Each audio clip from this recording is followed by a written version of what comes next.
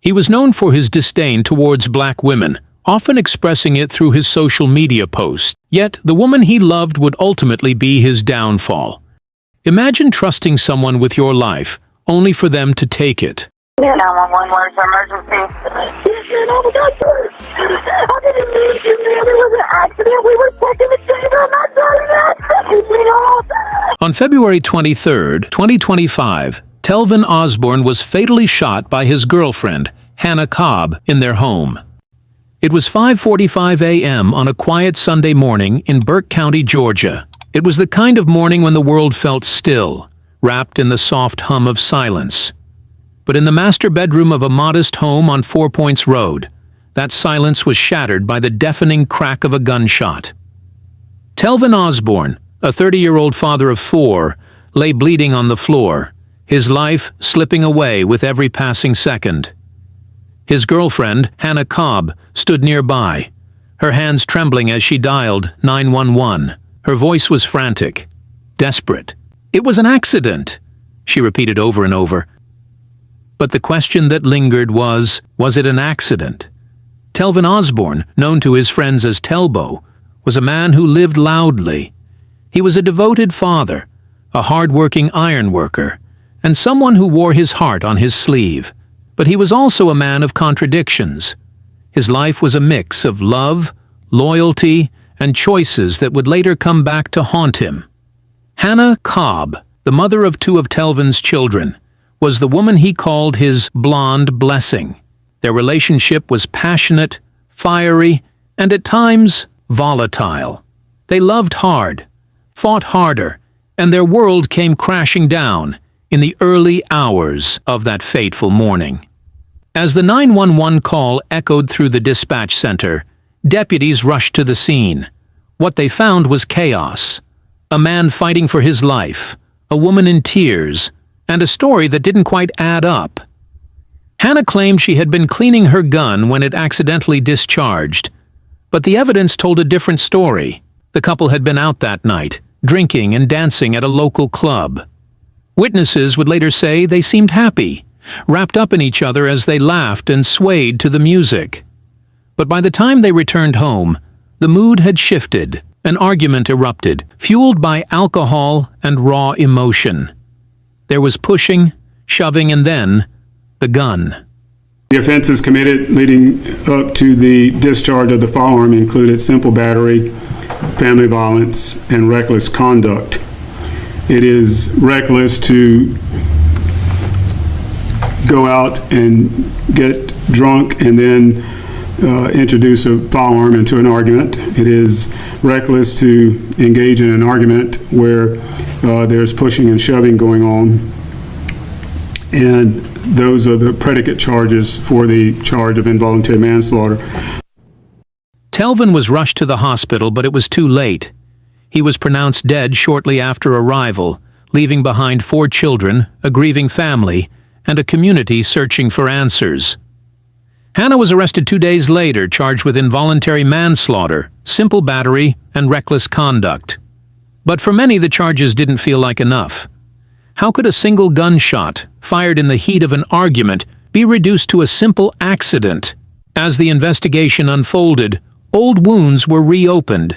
Telvin's past, once buried in the depths of social media, resurfaced with a vengeance. Posts from years ago revealed a man who openly disparaged black women, expressing his strong preference for white women.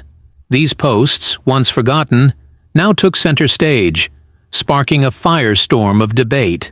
For some, Telvin's death was a tragedy. For others, it was a bitter irony.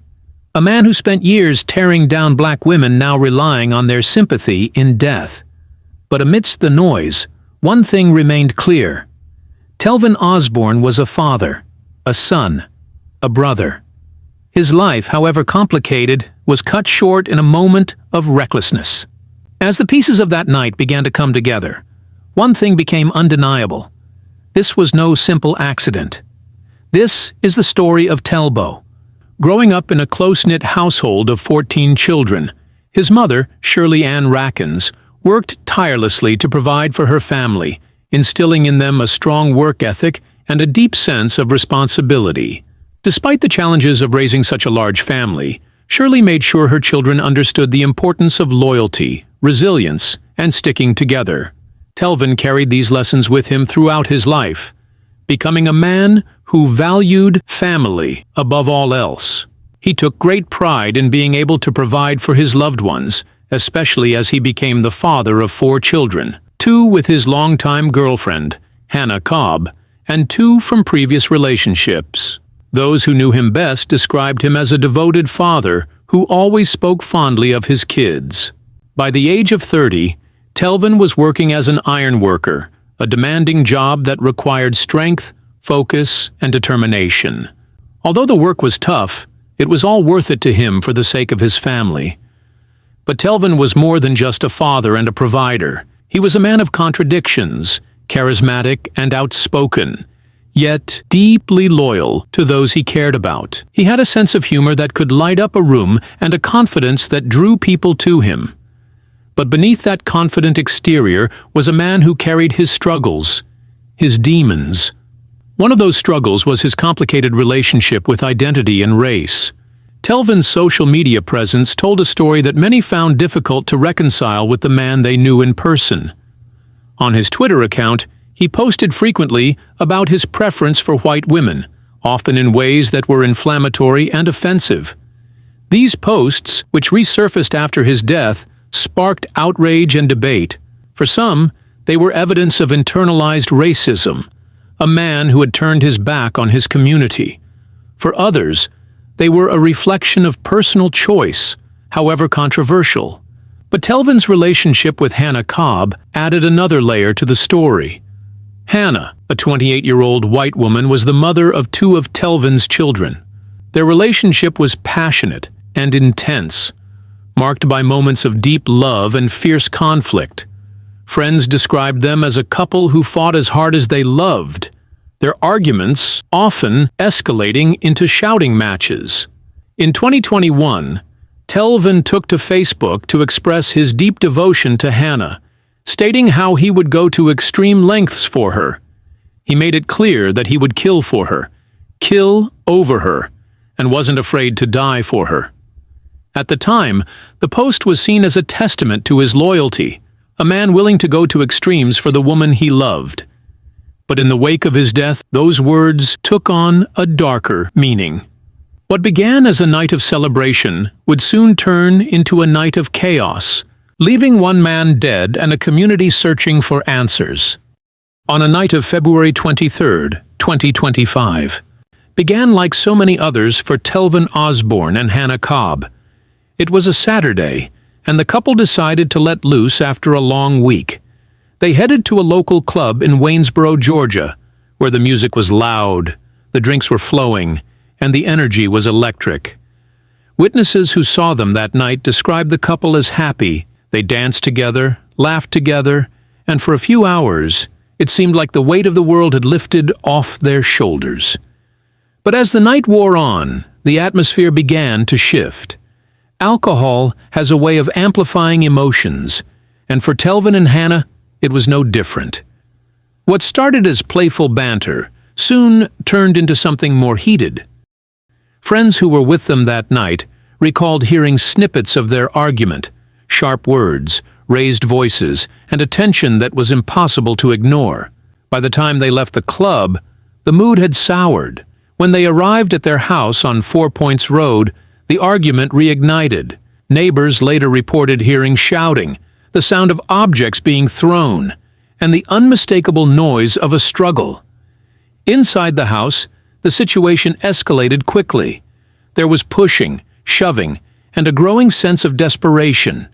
And then, in a moment that would change everything, Hannah introduced a firearm into the fight. What happened next is still a matter of debate.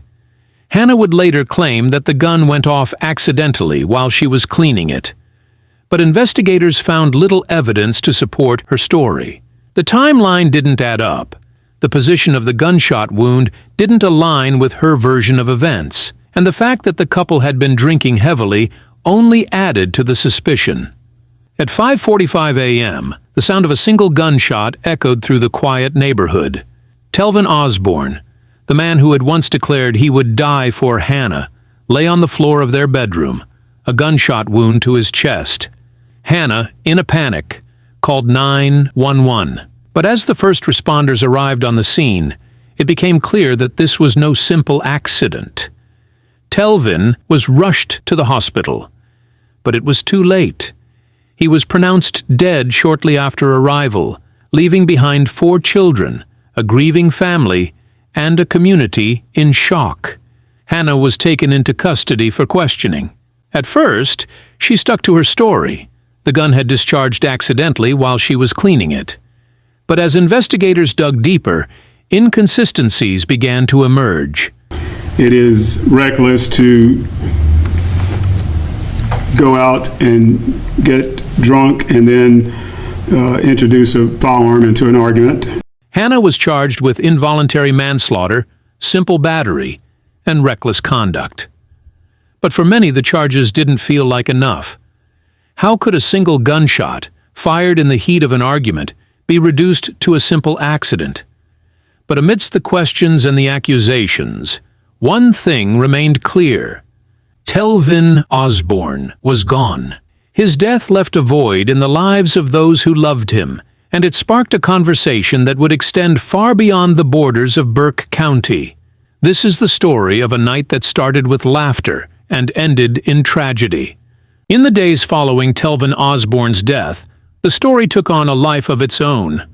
What began as a local tragedy quickly became a national conversation, fueled by the resurfacing of Telvin's old social media posts. These posts, once buried in the depths of the internet, now took center stage, sparking a firestorm of debate and dividing public opinion. His posts revealed a man who openly disparaged black women, expressing his strong preference for white women. In some of his posts, he even made shocking statements, claiming he would rather sleep with a dog than a black woman, adding the caveat that the dog had to be white. In another post, Telvin declared how he sees white girls as greater than black girls. As the post began to circulate online, the reaction was swift and polarized. On one side were those who mourned Telvin's death as a tragedy, a life cut short by a moment of recklessness. On the other side were those who saw his death as a bitter irony. A man who had spent years tearing down black women, now relying on their sympathy in death. Some black women expressed indifference, arguing that Telvin's past remarks left little room for sympathy. Others pointed to the broader implications of his death, raising questions about race, relationships, and how internalized racism can manifest. Telvin's family, meanwhile, was grappling with their questions. His brother, Roderick Osborne, expressed deep sorrow and disbelief over the loss of his younger brother. I tried to grieve in peace. Don't call me every 30 seconds. Hey, man, you see what this is about? I gotta tell these people, hey, man, y'all stay off Facebook, man. But as the social media firestorm raged on, the legal case against Hannah Cobb continued to unfold. Investigators were piecing together the events of that night, searching for answers to the questions that still lingered. Was the shooting truly an accident, or was there more to the story? As the investigation into Telvin Osborne's death continued, the focus shifted to the legal battle that would determine Hannah Cobb's fate. Charged with involuntary manslaughter, battery, and reckless conduct, Hannah found herself at the center of a case that was as much about accountability as it was about justice. But from the very beginning, the case was fraught with complications. Hannah's initial claim, that the shooting was an accident, was met with skepticism. Investigators pointed to the timeline of events, the position of the gunshot wound, and the fact that the couple had been drinking heavily that night. None of it added up to a simple accident. But for many, the charges against Hannah didn't feel like enough. Involuntary manslaughter, a felony, carries a maximum sentence of 10 years in Georgia. For a man's life lost, it felt like a slap on the wrist. Complicating matters further was Hannah's background. Her father, a local law enforcement officer, raised concerns about potential bias in the investigation. Adding to the mystery was video footage from the club where Telvin and Hannah had spent the night before the shooting.